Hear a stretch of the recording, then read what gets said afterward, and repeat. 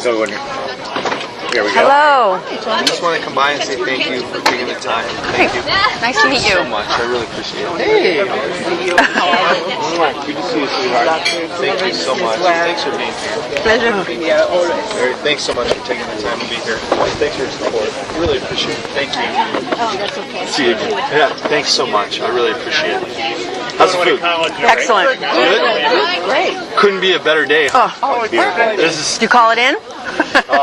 this is Southern California. So you've got a big event going on tomorrow too at the headquarters?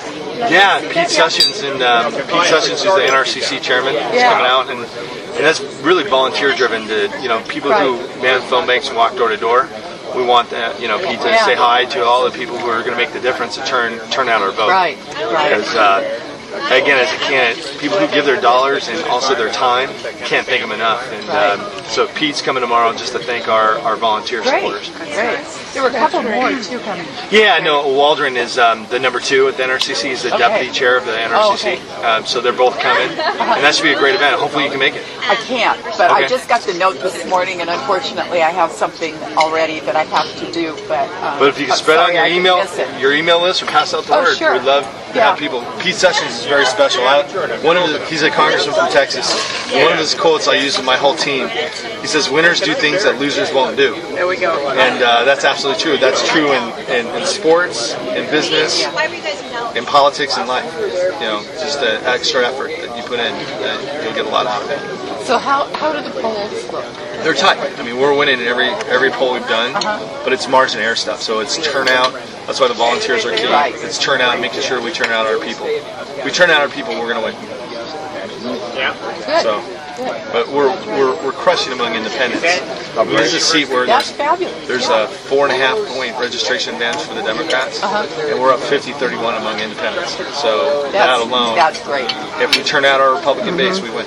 And what percentage of the voter registration are independents? They're 19%. Okay. 19%. That's pretty handy. Yeah. I honestly, for what it's worth, don't think the Democrats are going to have a big turnout, as big as they hoped or have had previously. I just don't see the enthusiasm. I feel good when you look at the turnout, what we call the turn-in number on absentees. So these are people who actually turn in their absentee ballot. The elections now, kind of reports Republican, Democrat, Independent turn-in. And our goal there is to be a 1-point advantage by election day. Meaning 1-point advantage for Republicans, because Democrats on election day will probably be a 1-point advantage. And if we have even turnout, we win. Just based on our... So right now we have a 4-point advantage. Wow. So it's because of our phone banking that's going on, those medium low propensity Republicans. It's because we have a lot of walkers going door to door. That actually encourages and reminds them to turn out. And there's a lot more enthusiasm, I believe, on our side than theirs. I think so too. So you just got to bring that home in 2 weeks. Surprise this somewhere in the pocket right there in case of something you have reserved right there to kind of come out with a surprise last minute. Well, you always have that October surprise, but we're raising money right now just to make sure we finish out our program, so what hits us we can respond. So that's what today's about. Great. Go for it. Got my vote today. Thank you. Thanks so much. by. Thank you so much. Mine's already mailed in. Did you already? Yeah, I did too. last week. Yeah. I did Like 3 weeks ago. Yeah. I said, I just want to. I was so.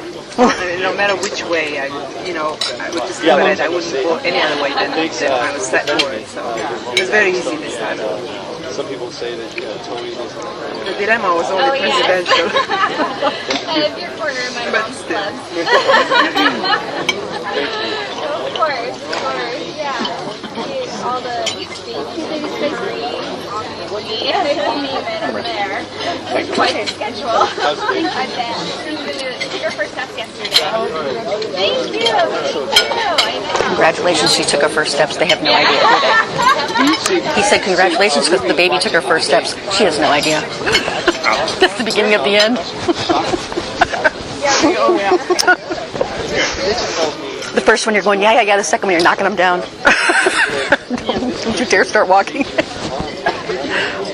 Yeah, they're too hard to control. I think it's like they're talking about the other kids. Yeah, they're talking about the other kids in the playground. He's going to make a change in Washington as well, right, with the Congress. I think that's a seat that he'll be taking. will be something that will give us majority in the House. Right? Help us keep it, yeah. He looks like he's 12 years old. He's so young looking. Not most Or are we just older? Yeah. I mean, it's a little bit controversy. He didn't really attack on the It's nice of him, and I like that very much. That he's worked his way up gradually and stepping, and I can see him, very whenever, up to being a candidate Very kind. for president. Yeah. I think that's it. He's going to have a face.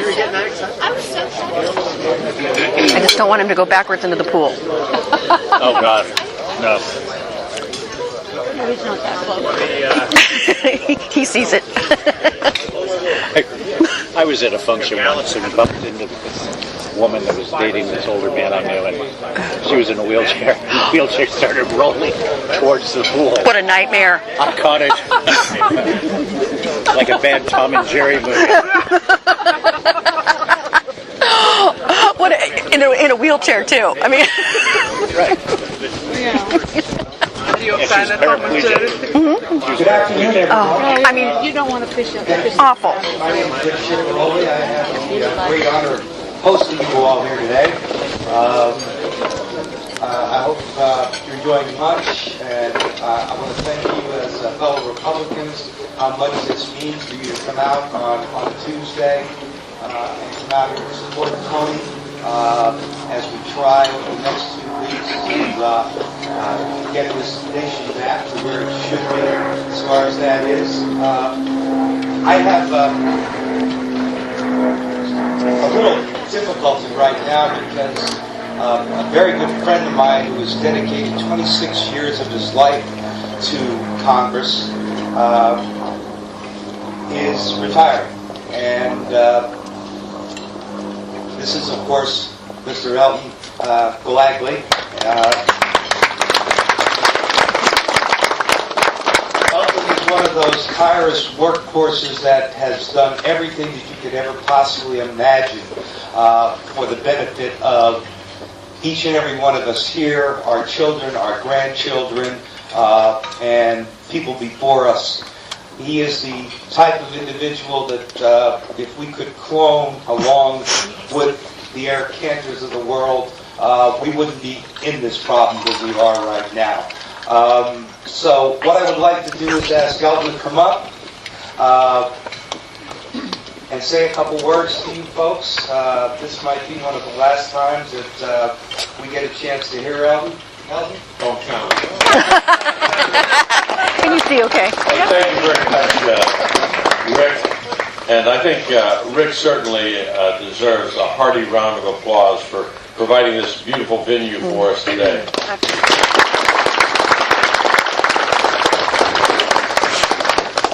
You know, I said a little earlier, at this point in your life, you start reminiscing a little bit about where you've been, because you know your life is going to change a little bit, and this is something that everyone eventually is going to be faced with.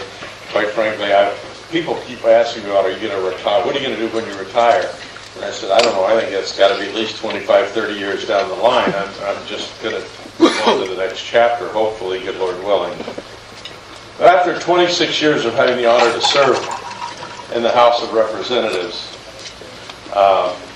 every day I'm humbled when I think about the honor that I've had, and many, if not most of you in this group today, played a very important role in my ability to be sent back to Washington. But like everything else in life, there comes a time when it's time to pass the baton. I have the very good fortune, after 26 years, to have someone with us here today that I'm absolutely not only comfortable, but I'm excited about being able to pass the baton to. I watched this young man grow up in high school, walking precincts for a Republican candidate, when I was mayor, Tony was out there beating the turf, and he cares about what he's doing, and he does what he cares about. He says what he means, and he means what he says. I could go on, but we're here today to honor Tony.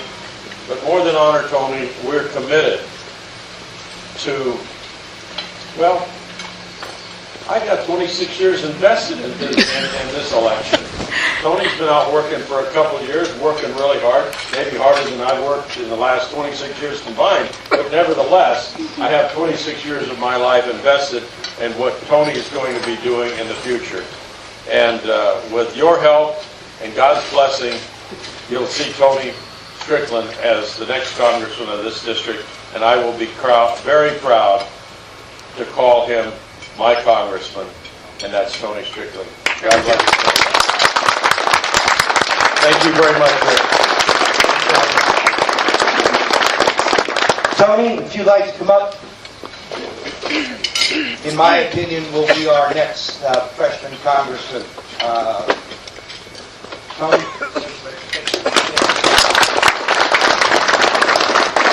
Let's give Rick a big round of applause for opening up this beautiful home. I said a little bit earlier that Democrats say that no one should live like this, and Republicans say through hard work everybody should have the opportunity to live like this. And Rick's earned it. I don't care what Barack Obama says, he's earned it. He's done a great job, and I think he's a true entrepreneur. But I also want to thank Congressman Galloway. You know, I grew up here in Ventura County, and I've lived here for over 40 years. And as a little kid, I grew up in Congressman Galloway was Mayor Galloway in Simi Valley, where I grew up. And when I talk about Congressman Galloway, I think to that one story that we all see every Christmas time. It's called It's a Wonderful Life. I don't know if you remember that movie with Jimmy Stewart, where they talk about his character as George Bailey. And they talk about the imprint that George Bailey had on the community. And what would life be what would life be like without George Bailey? I think you can swap that out and mention Congressman Galloway in Ventura County. What would life be without Congressman Galloway? He's done such a remarkable job over the 20-some-odd years in Congress representing our community. And I'm very humbled to say that he has faith in me to go back to Washington. So let's give him another round of applause for his hard work. And I've learned it's a team. And I can't thank my beautiful bride enough, but I also want to acknowledge Janice Galloway, because Elton's been flying back and forth for over 20-some-odd years. And he's one of those congressmen, some of those congressmen that get elected, they go to Washington and they never come back home. And I don't think you can represent a community if you're not in the community. And the sacrifice that a family makes to make a difference for the future direction of this country, Janice deserves a round of applause. So let's thank Janice for her loving support of Congressman. And I want to thank my wife. You know, as Eric said, that she is my secret weapon. She's not so secret, but Audra has been very supportive. We have two beautiful children. Our little girl, Ruby, just turned 7 last week. And my boy, we call him Tiny Tony, he's 5. And you know that curse that your mom, my mom's here. Where's my mom? Where's mom? There's my mom. You know, when I was a little kid, you know what she used to tell me? She used to say that curse that all moms say. I hope you have a kid that's just like you. That's Tiny Tony. That's Tiny Tony. He's full of energy and drives Audra nuts. But, you know, the support that Audra's given me, because we're out there 14, 15 hours minimum every single day. I go home and I read to my kids, and then I go back out on the campaign. But the person who's taking our kids to school, the person who's picking them up, and our kids are involved in sports, going to practices and going to the games, I can't thank her enough for her support with the family, because you can't do this without a loving wife.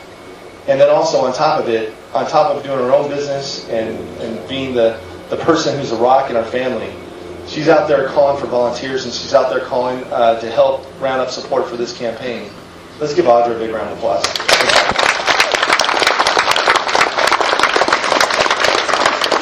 And this election is about the future. We're one of the 10 targeted races in the country. We're in the top 10. This seat will determine whether we continue to call Eric Cantor the majority leader and whether we continue to call Speaker Boehner Speaker. Or do we call Nancy Pelosi Speaker? There's a few handful of races that will determine the direction of the House of Representatives, and this is one of them. And I grew up playing team sports as a kid, and we're in this as a team. And at the end of every game, when I was playing sports, I was a pretty good athlete back in the day. We were back, when we were down by a point or two, or even the coach in basketball called timeout and dropped that last play. And I remember as a kid, I was pretty confident in making sure if you put the ball in my hands, would win.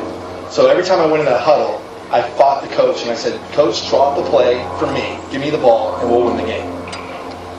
And every time the coach did that, more times than not, we got across the finish line. And to use that as an analogy, we're not worried about the seat in South Dakota or Texas. The difference now in California because of redistricting, because over the last 10 years, our congressional seats haven't mattered. But Nancy Pelosi's path to the victory, to get the gavels through California, Illinois, and New York, what they call orphan districts. And this is one of the top targeted races in the country. So effectively, the ball's in our hands. Whether we keep Boehner as Speaker and whether we keep Eric Cantor as Majority Leader. That's what's at stake in the next 14 days. What's at stake is my kids and your kids and our grandkids' future. I believe this is the first time in American history where it's in question, are we going to leave a better future for the next generation? That's what's at stake in the next 14 days. So in the next 14 days, I need you to do everything you can to make sure we get across the finish line. I'm happy to say today we raised a little over $150,000 for this event. You can clap. Those are much needed resources to make sure that we're able to fight back because Nancy Pelosi wants a seat and she wants a seat very bad. But right now I'm happy to report in every poll that we've done, we're winning this race. But it's margin of error stuff. We're up either 3 or 1.5 points, and margin of error is 4. So really it's about who's going to finish strong and who's going to turn out their people. We're out there volunteering and we're walking door to door. We're turning out those medium to low propensity Republicans. But we're also getting a good chunk of those Democrats, and we're actually winning 50-31 among declining states and independents. So here is the challenge. We need to make sure that everybody in this network that you have, if you have kids, friends, acquaintances, yourself, that are willing to walk door to door or man a phone bank, or if you can't do that, we do have one more event with Speaker Boehner in Beverly Hills next Monday. But the last thing you want to do is wake up the day after Election Day, because this race is going to be close, and say that we just barely missed it. I wish I did a little bit more. We have 14 days for the future direction of this country, and it's in your hands. It's in our hands to get across the finish line. No one will work harder than me to get across the finish line. And I'm proud to introduce the next speaker, who I'm going to be calling my majority leader, and I'm proud to call him my friend. I've seen him in action in Washington, and these are exactly the kind of people that inspired me to run for Congress. People who've made a difference already. Eric Cantor, I got to meet him through a friend of mine named Kevin McCarthy. Kevin McCarthy's the whip, and Kevin McCarthy and I were in Young Republicans 20 years ago. In fact, we were bitter enemies in Young Republicans back 20 years ago. And then we became roommates in Sacramento. And we worked very hard in Sacramento to try to turn the state around. And I had no question that when Kevin McCarthy went to Washington, he'd be very successful because he's young, he's energetic. But Kevin, along with our speaker, and a guy you might have heard of named Paul Ryan, started what they call Young Guns. And I got to meet Eric through Kevin a few years ago, and we became fast friends. And Eric is a remarkable leader who's made a huge impact in the future direction of this country. But he needs to make sure that we keep the gavel, and he makes sure that we hopefully elect a new president, President Mitt Romney, 14 days from now, and turn this country around. Eric is from a state called Virginia, and those deep defense cuts that are now being talked about in Washington will have a deep impact here in California, but they'll also have an impact in his home state in Virginia. And I can't wait to work with him in the next Congress. And without further ado, the Majority Leader, Eric Cantor.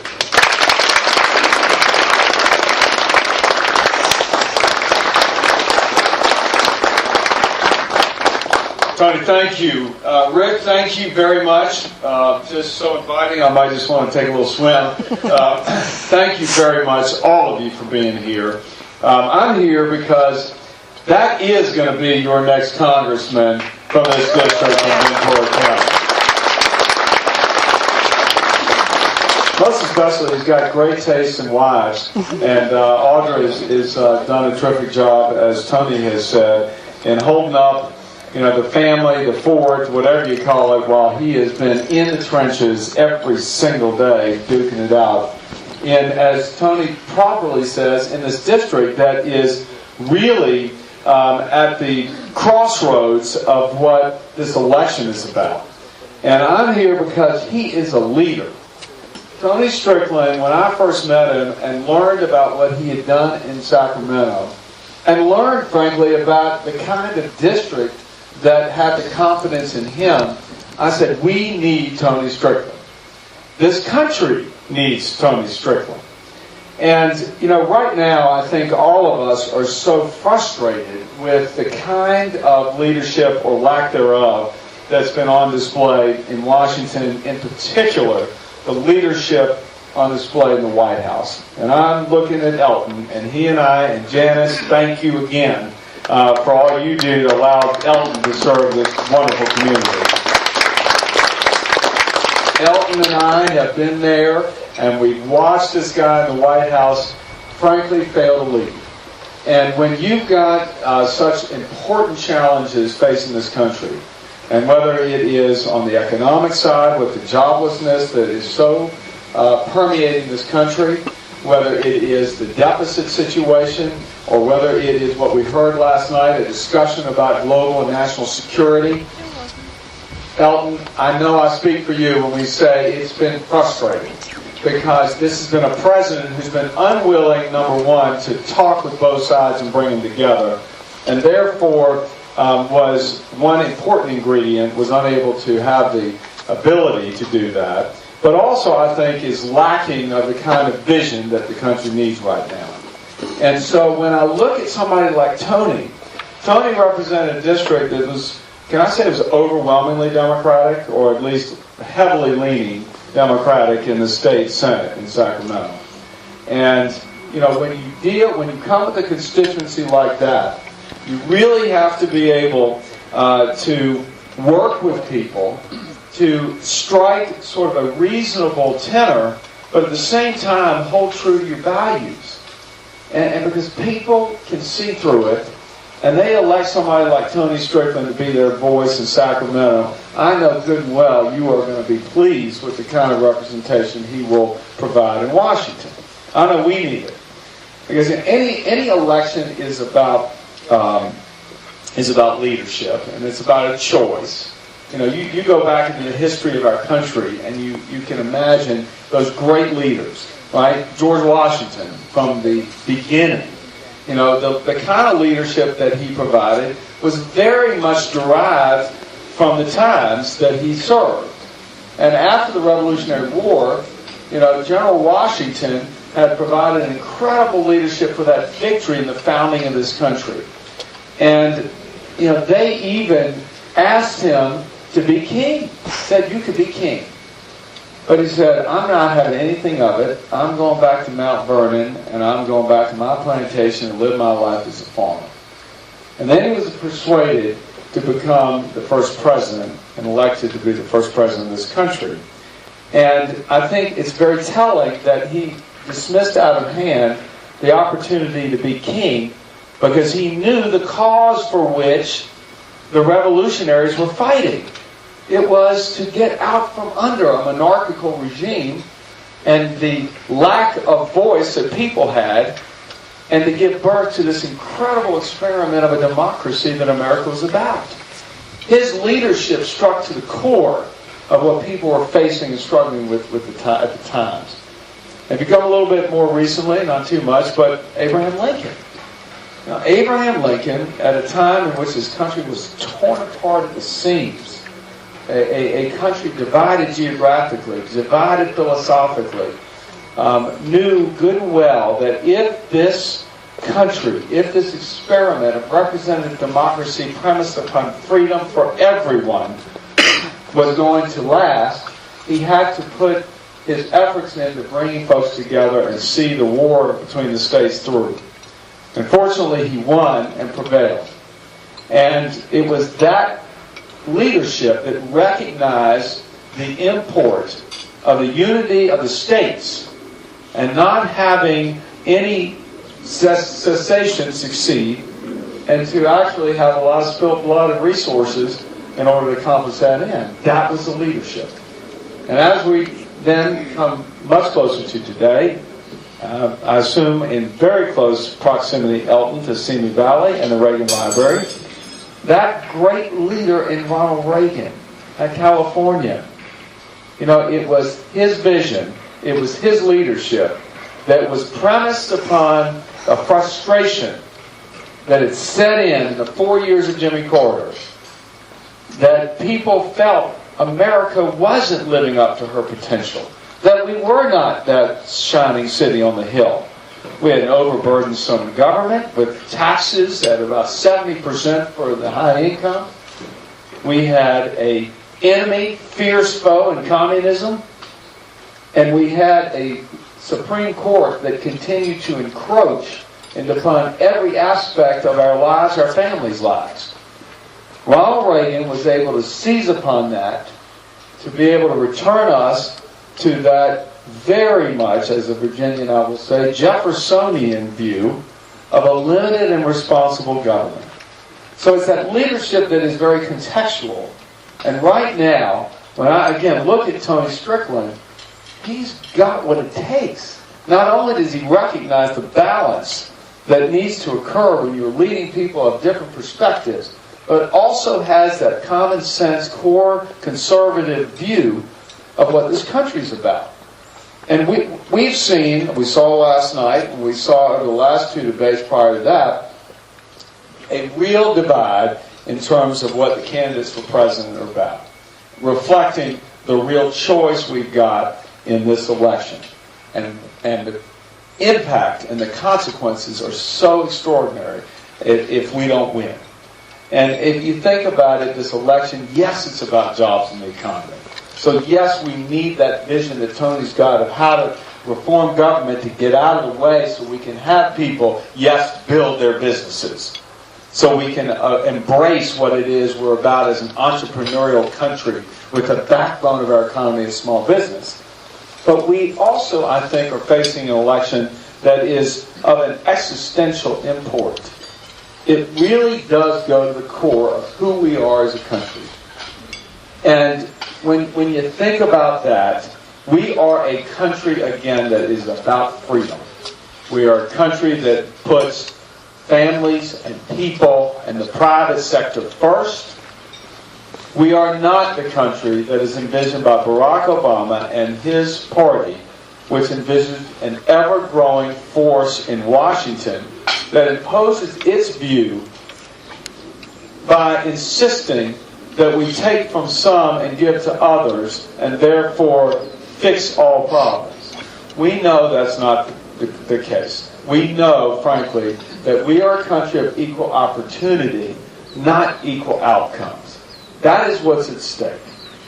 And what really gets me is when the left talks about fairness, and this president has based his campaign on this alleged definition of what he calls fair. And what he calls fair, somehow, is saying to all of you, and to Rick, to you, and all that you have built, saying somehow it's not fair that you have this and other people don't. So we need to basically reset the equation and take from you, and Washington gets the ability to say who gets what from you, right? Whereas we know what is fair is the access to opportunity, so you go and earn your success. That's what this country is about. It's about equal access to an opportunity. Look at the Declaration of Independence. It's about a pursuit of happiness. The guarantee is that pursuit. It is not happiness. It is not guaranteed that we're all successful. And this is where the big divide takes place. And we as Republicans, and Tony as a leader in a district that doesn't have an overwhelming portion of Republicans, we owe it to the people that we're leading to demonstrate that yes, we care. We care about people who are, let's say there's a single mom here in Ventura County who is struggling after she puts her kid to bed at night at the kitchen table. How's she going to pay her bills and make it through the month? We care about her. We care that the programs are in place, if her kids need some help, the safety nets are there. We care if she wants to go in and get some more education to develop her skills so she can embrace and fulfill a job opportunity that maybe comes through Monster or whatever, that she's got what it takes. So those at the bottom 20% of the ladder in this country, we do care about them. And we're going to give them access to the opportunity because we care, and we're going to sustain the social safety nets for them. So that in the end, when you're looking at that ladder of success, we as Republicans and as conservatives believe we are an aspirational country. Everybody should have access to that ladder of success. And no, we are not about taking from those at the top and pulling them down halfway to the ladder and then giving the handouts to those at the bottom so everybody meets in the middle. We're not about equalizing. We're about saying we're going to help those at the bottom get up the ladder through hand-ups, through efforts by community that Janice and Elton have been about all along in this community and the rest of us. We believe in the goodness of America. And that's what our campaign is about. It is about embracing hope and opportunity and stop this divisive rhetoric that this president is about and finally win this thing. Now, let me just last close about winning. I do come from Virginia. Our state is one of 8 that is hotly contested. And I believe we're going to win Virginia. We are, yeah. If you look at the states, there's 29 electoral votes in Florida, 18 electoral votes in Ohio, 13 electoral votes in Virginia, and then you go to Wisconsin, Colorado, Nevada, Iowa, New Hampshire. That's the playing field right now. Now, if we can shake loose some more, then we win. But that's the playing field right now. And we're going to win in Virginia premised upon this president's lack of leadership in the defense area. Because, as Tony said, it so disproportionately affects our state and the jobs there and the role we can provide in the defense of this country, just like California. But I tell you, it's close, just like this race here is close. So we all got to take the attitude, we got to run this thing through the tape here, just as Tony was talking about when you're playing on team sports. And I saw when I walked in the signs, the yard signs that are there, and I'm sure they're bumper stickers too. And I'm sure the rule that we've got in Virginia applies here in California. Please, put the bumper stickers on your car. They say they're worth $200. In Virginia, we say put them on a pickup, they're worth $400. So put them on any and everything you got that moves. Put your yard sign in your yard. Your neighbors will see you're willing to speak out and say it's important to elect Tony Strickland and deliver a House majority that's going to stand up for the kind of country that we know we can be. So thank you very, very much for your support.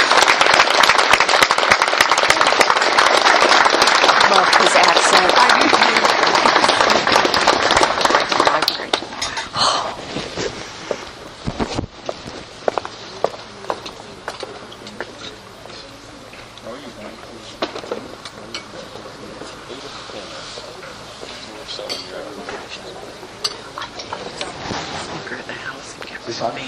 Let's give Majority Leader Eric Cantor another big warm applause. Thank you, Eric. Thanks so much for being here tonight from the bottom of my heart. Let's give the Galgleys another round of applause. Thank you.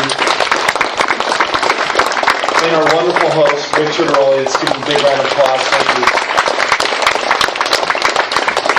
you. 14 days to go. So if you want to know how to do more to make sure we get across the finish line, please see me, Audra, or any one of our team. And again, 2 things that you can never thank people